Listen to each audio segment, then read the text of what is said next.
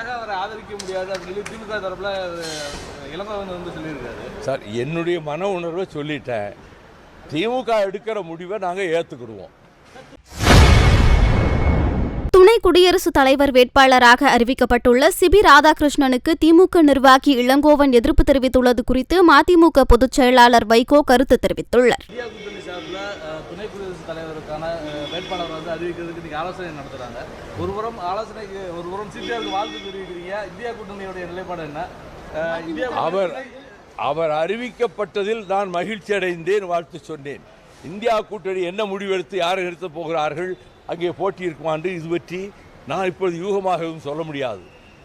நண்பர் என்ற முறையில் கட்சியை கடந்து அவர் தமிழ்நாட்டைச் சேர்ந்தவர், அவர் துணை குடியரசுத் தலைவராக தேர்ந்தெடுக்கப்பட்டதில் கட்சி ஆச்சரியங்களை மறந்து நான் வாழ்த்துகிறேன்.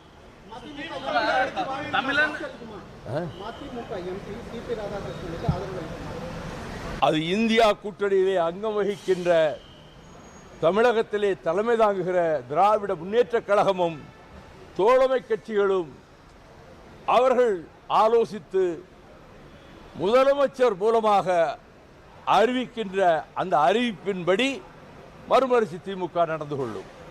தமிழன் என்பதற்காக அதை ஏற்றுக்க முடியாது. இந்த குரல் தான் கோவை விமான நிலையத்தில் கொடுக்கின்ற குரல் தான் ஒரே குரல். இதுக்கு மேல வேறொரு குரல் இல்லை.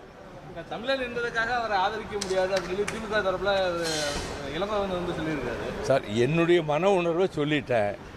திமுக எடுக்கிற முடிவை நாங்கள் ஏற்றுக்கிடுவோம்.